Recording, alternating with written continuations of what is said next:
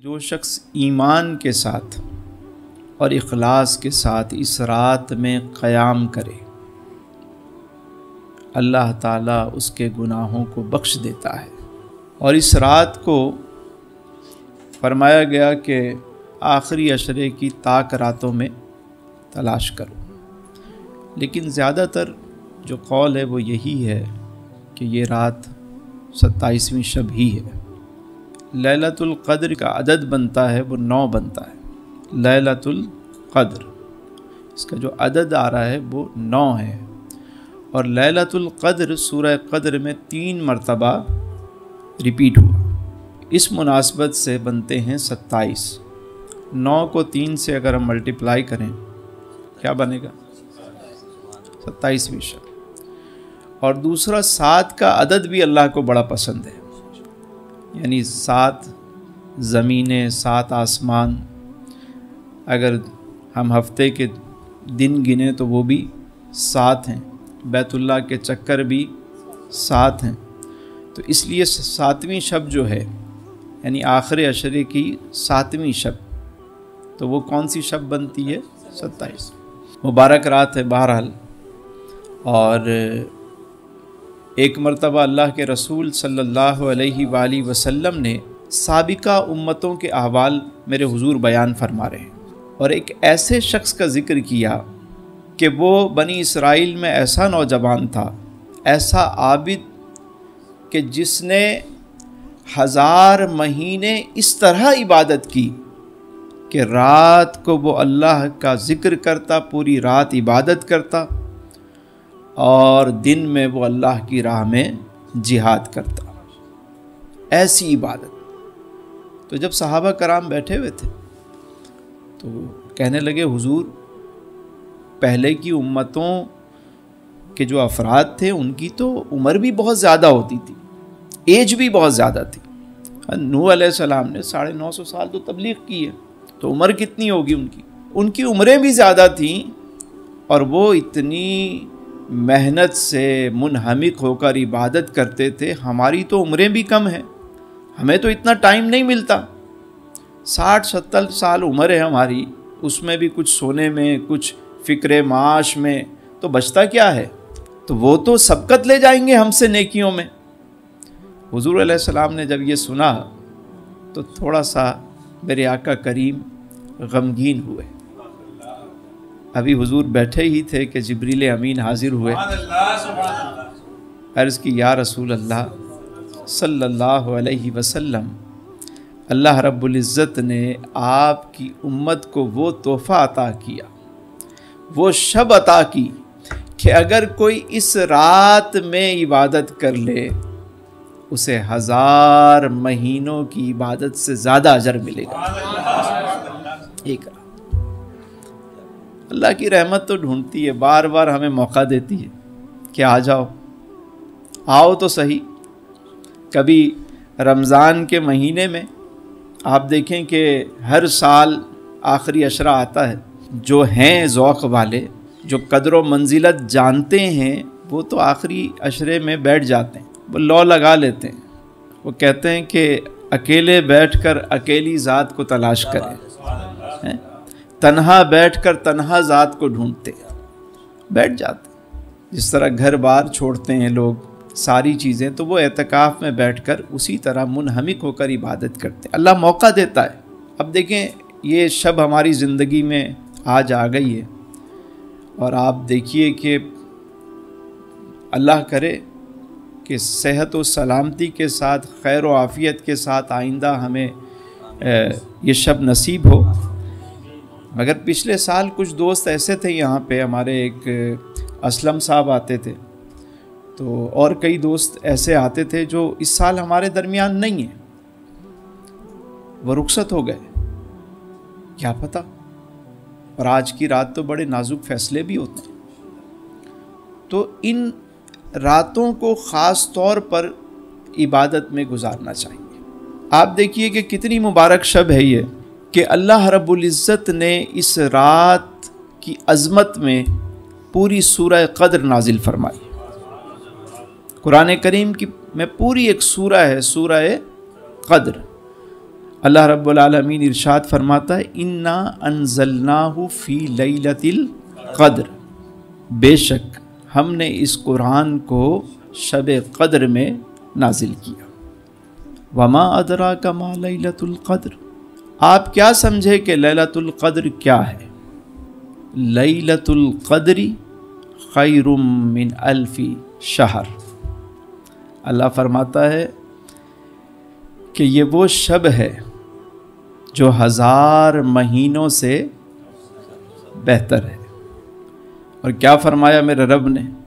فرمایا تنزل الملائکۃ والروح فیہا باذن ربہم من کل امر، اس رات میں فرشتے اور جبریل اللہ کے حکم سے ہر کام کے لیے نازل ہوتے ہیں، اللہ کے حکم سے۔ سلام ہی حتی مطلع الفجر، سلامتی ہے فجر ہونے تک، ساری رات۔ جیسے ہی مغرب ہوتی ہے، مغرب کی نماز جیسے ہی ہوتی ہے، فرشتے نازل ہونا شروع ہو جاتے ہیں، نزول ملائکہ شروع ہو جاتے ہیں۔ اور کوئی شخص اگر سمندر میں کشتی پہ بیٹھ کے بھی عبادت کر رہا ہو وہ وہاں بھی پہنچ جاتے ہیں، کوئی پہاڑ کی چوٹی پہ بیٹھا ہو وہاں پہنچ جاتے ہیں، کوئی گھروں میں عبادت کر رہا ہو وہاں پہنچ جاتے ہیں، کوئی مسجد میں ہے، کوئی کسی جگہ بیٹھ کر ذکر کر رہا ہے، اللہ کو یاد کر رہا ہے، وہ ملائکہ وہاں آ جاتے ہیں۔ بلکہ اگر ہم دیکھیں کہ کتنے لوگ یہاں بیٹھے ہیں، اس سے ڈبل تو ویسے ہی فرشتے پہلے سے موجود ہیں یا نہیں ہیں؟ کرامن کاتبین ہے نا، پہلے سے ہیں۔ ہمارا ایمان ہے کہ 2 فرشتے پہلے سے ہمارے ساتھ ہیں جو اعمال لکھتے ہیں، 2 تو وہ ہو گئے، پھر کچھ ایسے اللہ رب العزت نے سیاح فرشتے بنائے ہیں کہ وہ زمین پر ویسے ہی گھومتے ہیں کہ جہاں کوئی ذکر کی محفل سجی ہو وہ اسے اپنے پروں سے ڈھانپ لیتے ہیں، وہ تو اس کے علاوہ ہو گئے۔ یعنی جتنے انسان بیٹھے ہوئے ہیں اس سے ڈبل ویسے ہی فرشتے ہیں۔ اور پھر وہ ملائکہ الگ ہیں جو ایسی محافل میں آتے ہیں اور ان کو اپنے پروں سے ڈھانپتے ہیں۔ اور پھر اس رات میں خاص کر جبریل امین کے ہمراہ فرشتوں کا جو نزول ہوتا ہے، اور ان کی تعداد کے بارے میں کہا گیا کہ اتنی تعداد ہوتی ہے کہ زمین کے سارے ذرے کنکر ملائیں تو اس سے زیادہ تعداد فرشتوں کی ہوتی ہے۔ اور وہ آ کے سلام کرتے ہیں، باقاعدہ ہاتھ ملاتے ہیں، مصافحہ کرتے ہیں، لوگوں سے ملتے ہیں۔ تو میرے بابا جی تھے، میں نے ایک دن پوچھا، میں نے کہا بابا جی یہ فرشتے ہم نے سنا آتے ہیں، ہاتھ ملاتے ہیں، ملتے ہیں، کیسے پتہ چلے؟ مطلب فیل کیسے ہو؟ کہنے لگے ہاں یہ تو ہے، فرشتے نازل ہوتے ہیں اور سلام بھی کرتے ہیں، سلامتی دیتے ہیں اور ہاتھ بھی ملاتے ہیں، مصافحہ کرتے ہیں۔ میں نے کہا لیکن پتہ کیسے چلے؟ کہنے لگے بیٹا ان کو پتہ لگتا ہے، ایک بات پہلے یاد رکھو، قدر والوں کے لیے ہر رات شب قدر ہے۔ کیا فرمانے لگے؟ قدر والوں کے لیے ہر رات شب قدر ہے۔ وہ کسی بھی رات کو مس نہیں کرتے، وہ ہر رات کو ویسے ہی عبادت کرتے ہیں، ذکر نیم شبی ان کا ویسے ہی جاری رہتا ہے، اور وہ ہر رات عبادت کرتے ہیں، اور جب شب قدر آتی ہے تو وہ اس کو بھی پا لیتے ہیں۔ تو جو پورا سال اس رات کے انتظار میں ہوتا ہے اسے محسوس بھی ہوتا ہے، فرشتوں کا سلام بھی وہ سنتا ہے اور اس مصافحے کو بھی محسوس کرتا ہے۔ کیفیات ہوتی جو سارا سال اسی میں منہمک رہے تو اسے محسوس ہو جاتا ہے۔ ایک تو ہم جیسے دنیا دار لوگ ہیں جو سارا سال جو ہے وہ اپنی دنیا میں مست رہتے ہیں، بلکہ ابھی آپ دیکھیے کہ جہاں لوٹ سیل لگی ہے نیکیوں کی، لوگ کہتے ہیں بازاروں میں سیل لگی ہوئی ہے، چلیے، ارے بھائی ایسے خریداری ہو رہی ہوتی ہے ان ایام میں، ایسا لگتا ہے کہ مفت میں بٹ رہا ہے سارا، اور ایسا لگتا ہے کہ پورے سال یہ ملے گا ہی نہیں، صرف انہی دنوں میں ملے گا۔ بازاروں میں جو رش ہے، کہتے ہیں وہاں سیل، میں نے کہا سیل وہاں نہیں، وہاں تو لوٹنے کی سیل ہے۔ اگر سیل دیکھنی ہو تو یہاں آ کے دیکھو، رحمتوں کی سیل ہے یہاں پہ۔ تو جب فرشتے کسی سے مصافحہ کرتے ہیں تو اس وقت اس کی دل کی حالت بدلنے لگتی ہے، اس کی آنکھوں میں نمی آنا شروع ہو جائے گی، اور وہ رونگٹے کھڑے ہو جائیں گے اس میں ایک گداز پیدا ہو جائے گا، آنکھوں نم ہو جائیں گی، دل نرم ہو جائے گا. جب وہ ذکر کر رہا ہوگا خود بخود اس کی فیلنگ چینج ہو جائے گی. تو یہ علامات بتائی گئیں کہ فرشتے اس کے قریب آ گئے ہیں اور اس سے مصافحہ کر رہے ہیں یا اسے سلام کر رہے ہیں. اور کبھی ایسا بھی ہوتا ہے کیونکہ جس رب نے آنکھ عطا کی ہے نظارہ بھی اسی نے بنایا ہے، جس نے کان دیے ہیں نغمہ بھی اسی نے عطا کیا ہے. تو کبھی مانگیں اس سے کہ وہ سماعت بھی نصیب ہو اور وہ آنکھیں بھی نصیب ہو. اقبال عظیم والی بات کہ اقبال مجھ کو اب بھی محسوس ہو رہا ہے، روضے کے سامنے ہوں اور نعت پڑھ رہا ہوں. تو وہ کیفیات میں رہتے ہیں، جو ہر وقت اسی کیفیت میں ڈوبا رہتا ہے اس پہ ہمیشہ کرم جاری رہتا ہے. یہ نصیب کی بات ہے. دیکھیں کوئی مسجد میں اعتکاف میں بیٹھا ہوا ہے، کوئی 10 دن وہاں کما رہا ہے، کوئی یہاں کما رہا ہے. اپنا اپنا نصیب ہے نا. کوئی وہاں مصروف ہے، کوئی یہاں مصروف ہے. کسی کو وہاں فرصت نہیں ہے، کسی کو یہاں فرصت. مگر میں یہ محسوس کر رہا ہوں کہ ہم نے زندگی کا مقصد صرف یہ سمجھ لیا کہ اچھے کپڑے پہننا اور اچھے اچھے کھانے کھانا اور سونا. بس یہ 3 کام ہماری زندگی کا ایک مقصد ہے. پیسے بھی اسی لیے کماتے ہیں کہ اچھے اچھے کپڑے پہنیں، اچھے کھانے کھائیں اور مزے سے ہم سوئیں. یہ 3 کام ایسا لگتا ہے کہ ہماری زندگی کے مقاصد میں شامل ہو گئے. من حیث القول جو فوڈ ہم پورا سال نہیں کھاتے وہ رمضان میں کھا جاتے ہیں. وہ جو گوداموں میں اشیاء خرد و نوش جو سڑ رہی ہوتی ہے پورا سال، میرے بیپاری دوست ہیں وہ کہتے ہیں وہ بیسن، وہ دالیں جو پورا سال جو ہے وہ مطلب کوئی خریدتا نہیں ہے، وہ بھی ہم رمضان میں بیچ دیتے ہیں پیس کے، اور لوگ اس کو بھی کھا جاتے ہیں. تو گودام کے گودام کھا جاتے ہیں. جو پورا سال نہیں کھاتے وہ رمضان میں کھاتے ہیں، تو خوراک بڑھ جاتی. اچھا بھائی رمضان کے ان آخری ایام میں ہی خریداری ہوگی، اس کے آگے پیچھے نہیں ہو سکتی. رمضان سے پہلے بھی ہو سکتی ہے، لیکن ان مقدس راتوں کو وہ بازار میں جا کے ہمارا کلچر بن گیا ہے. جہاں رحمتیں لوٹنی ہیں وہاں پہ وہ ضائع ان راتوں کو کر دیا جاتا ہے. مولانا روم علیہ رحمہ نے ایک بہت خوبصورت حکایت لکھی. کہتے ہیں کہ ایک شخص کو ایک ہیرا ملا. سنار کے پاس گیا، کہنے لگا کہ جی مجھے یہ ہیرا ملا ہے، اس کی چیک کریں کیا مارکیٹ کیا ہے، ویلیو کیا ہے اس کی. اس نے کسوٹی پہ اس کو چیک کیا. وہ کہنے لگا بھائی یہ تو اتنا انمول ہیرا ہے کہ اگر پورا بازار بھی تمہیں دے دیا جائے جب بھی اس کی قیمت ادا نہیں ہو سکتی. بڑا نایاب ہے. تم ایک کام کرو، بادشاہ وقت کے پاس چلے جاؤ، ہو سکتا ہے وہ تمہیں اس کی صحیح قیمت دے دیں. وہ بادشاہ کے پاس پہنچا. بادشاہ نے چیک کروایا تو جو مشیر تھے، وزیر تھے، انہوں نے کہا بادشاہ سلامت، آپ اپنا تخت و تاج بھی دے دیں نا تو اس کی قیمت ادا نہیں ہو سکتی. بادشاہ کہنے لگا بھائی مجھے تو یہ ہر قیمت پہ چاہیے. اب تو اس بادشاہ دل آ گیا. بادشاہوں کا دل آ جائے تو پھر آپ کو پتہ ہے ہمارے یہاں بھی بادشاہ سلامت کا اگر دل آ گیا کسی چیز پہ تو پھر تو رات کو 12 بجے بھی کام ہو جاتا ہے. ہوتا ہے نہیں ہوتا ہے؟ بس دل آ گیا بھائی، ان کا موڈ ہے، ہو گیا، موڈ بن گیا ان کا، کرنا ہے. بادشاہ سلامت جو ٹھہرے. تو بادشاہ نے کہا جی مجھے یہ کسی بھی قیمت پہ چاہیے.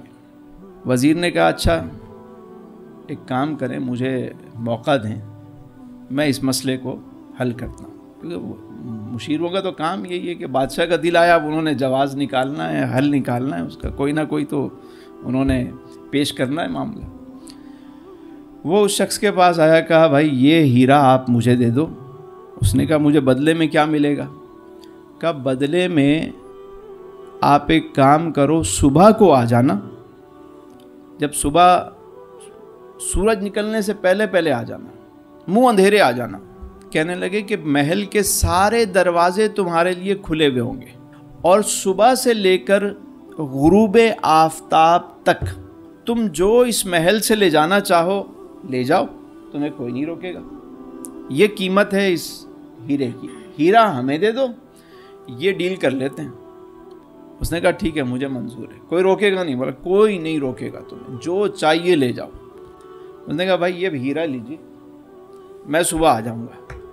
اب رات کو وہ جا کے لیٹا اور کروٹیں کبھی اس کروٹ کبھی, اب کسی کی صبح لاٹری نکلنے والی ہو اس کو رات کو نیند آئی. وہ جب صبح ہوئی تو وہ شخص پہلے ہی بھاگا وہاں سے, محل کے پاس پہنچا تو دیکھا واقعی سارے دروازے کھلے ہوئے. وہ اندر جانے لگا, کسی نے اس کو نہیں روکا, وہ اندر گیا. اب وزیر نے کیا کام کیا, اندر 3 کام کیے اس نے. پہلے اس نے کیا کیا کہ اندر جا کر جیسے ہی انٹر ہوئے, ایک سامنے جو ہال آیا اس میں اس نے بہترین قسم کے کپڑے ٹانگ دیے, بہترین قسم کے کپڑے ٹنگے ہوئے. یہ شخص جیسے ہی داخل ہوا, اس نے کہا یار ابھی تو صبح کا وقت ہے, ابھی تو بہت ٹائم پڑا ہوا ہے, ایک کام کریں پہلے ذرا کپڑے تو پہنے. اب اس نے پوشاک ایک پہنی, دوسری اتاری تھی, جو سامنے شیشہ لگا ہوا تھا قداور شیشہ, اس میں دیکھتا کہ میاں شہزادے معلوم ہوتے ہیں, خاندانی نواب لگ رہے ہیں بھائی. نہیں یہ اچھا نہیں ہے, یہ والا اچھا. دوسرا تیسرا, ایک اس کو بڑا پسند آیا. کئی گھنٹوں کے بعد اسے ایک لباس پسند آ گیا, اس نے کہا یہ پرفیکٹ ہے, اب بالکل ٹھیک ہے. آگے گئے تو جب آگے گئے تو وزیر نے کیا کیا, انواع و اقسام کے جو ہے وہ کھانے چنوا دیے اس نے, بہترین شیرمال, کوفتے, بریانی, ساری چیزیں جو ہے وہ لگوا دی. اب ایک بات بتائیں, ایک بندہ رات بھر کا بھوکا ہو, سویا ہوا بھی نہ ہو, اور اتنے سارے کھانے لگے ہوئے ہوں, تو ہوگا کیا؟ وہ تو ٹوٹ پڑا اس پہ. کبھی یہ کھا رہا ہے, کبھی وہ کھا رہا ہے, کبھی وہ کھا رہا ہے. کبھی اس نے ایسے شاہی کھانے کھائے نہیں تھے, بلکہ دیکھے نہیں تھے اس نے. اب مختلف کھانے کھا رہا ہے وہ. کھا پی کے جب وہ سیر ہوا تو اب اس نے پیٹ پہ ہاتھ پھیرا, اس نے دیکھا اب گنجائش نہیں ہے, اب مزید آگے چلتے ہیں. جب آگے والے ہال میں گیا تو ایک اور منظر دیکھ کے حیران ہو گیا کہ اس نے دیکھا بہترین شاہی جو ہے وہ بیڈ لگا ہوا ہے, اور خدام اور کنیزیں پنکھا لے کر وہ سب کھڑے ہوئے ہیں کہ آئیے بادشاہ سلامت, آئیے تشریف رکھیے, لیٹیے. اب سوچیں کہ جو رات بھر کا جاگا ہوا ہو اور پھر اس کے بعد پیٹ بھر کے کھانا بھی کھایا ہوا ہو, تو تیسرا کام کیا ہوتا ہے؟ سونا. اس نے کہا بھائی ابھی تو صبح کے 8-9 بجے ہیں, تو بہت ٹائم ہے, 1-2 گھنٹے ذرا اس بستر کا بھی ذرا مزہ لیتے ہیں. وہ لیٹا, جیسے ہی لیٹا خدام نے پنکھا جھلنا شروع کیا, اور تھوڑی دیر کے بعد صاحب جو ہے وہ پہنچ گئے. اب اچانک اسے فیل ہوا کہ کوئی اس کو جگا رہا ہے. وہ اٹھا, اس نے کہا بھائی, میں کہا بھائی چلو بھائی ٹائم ہو گیا. ہے وہ اٹھ کے کبھی یہ اٹھا رہا ہے, کبھی وہ اٹھا رہا ہے. نہ بات سنیں, غروب آفتاب کا ٹائم ہو گیا, گیم از اوور, ختم. میں نے ابھی تو کچھ بھی نہیں کیا, ابھی تو میں نے کچھ بھی نہیں کیا. بھئی آپ نے نہیں کیا, آپ کو تو پورا موقع ملا تھا. آپ نے کیا سمجھا؟ آپ نے سمجھا کہ بھئی بہترین لباس پہننا ہے, اور بہترین جو ہے وہ خوراک کھانی ہے, اور بھی سونا ہے مزے سے. بس یہ مقصد یہ ہے میرا, یہ 3 کام ہے وہ آپ نے کیے.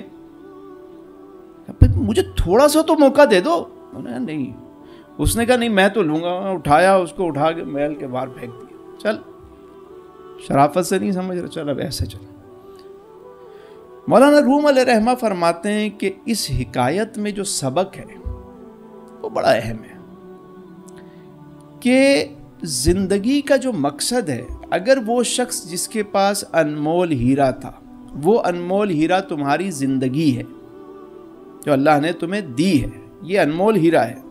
اب اس کے بدلے میں تم کیا حاصل کرتے ہو یہ تم پر ہے. وہ شخص چاہتا تو سارا دن چیزیں جمع کرتا رہتا باہر, تھوڑا سا کھا لیتا, کوئی مناسب لباس پہن لیتا, اور بیٹھ کے تھوڑا سا آرام بھی کر لیتا, لیکن وہ اس کا فوکس وہیں رہتا. سامان اٹھا کے باہر رکھتا رہتا. جب شام کا وقت ہوتا اسے نکالا جاتا تو اس کے پاس اتنا جمع ہو چکا ہوتا کہ وہ اگلی زندگی آسانی سے کے ساتھ آرام کے ساتھ گزار سکے. لیکن اس نے اس بات کو نہیں سمجھا اور اس نے اس مقصد کو نہیں سمجھا اور اپنے اس قیمتی اور انمول ہیرے کو اس شخص نے ضائع کر دیا. تو یہی حال دوستو ہمارا ہے کہ یہ تین چیزیں جو ہے نا، اس پر ہم اس ہیرے کو ضائع کر رہے ہیں: خوراک، سونا اور لباس. بس یہی ہماری زندگی کا مقصد اور حاصل زندگی بن گیا ہے. دیکھیے جب موت کا وقت آتا ہے نا تو بندہ کہتا ہے اتنا وقت دے دے کہ میں 2 رکعت نفل ادا کر لوں. نہیں، اب ٹائم نہیں ہے. اچھا اتنا تو موقع دے دو مجھے کہ میں فرشتوں رکو مجھے 1 مرتبہ سبحان اللہ کہنے دو، 1 مرتبہ الحمدللہ کہنے دو، 1 مرتبہ اللہ اکبر کہنے دو. نہیں. اچھا میں نے بہت پیسہ جمع کیا ہوا ہے، بہت سارا سرمایہ ہے میرے پاس، تھوڑا سا مجھے صدقہ تو کرنے دو، کچھ تو مجھے خرچ کرنے دو. نہیں، جو کرنا تھا آپ نے کر لیا. اب چلنے کا وقت ہے. شرافت سے نہیں جاؤ گے جب بھی لے جائیں گے، لے کے تو انہوں نے جانا ہے. تو اس وقت ٹائم بھی ہے، موقع بھی ہے، اللہ کی رحمت بھی اپنے جوش پر ہے کہ فرمایا آج کی رات لیلۃ القدر میں جو شخص ایمان و اخلاص کے ساتھ اللہ کی عبادت کرے، قیام کرے، اللہ اسے بخش دیتا ہے.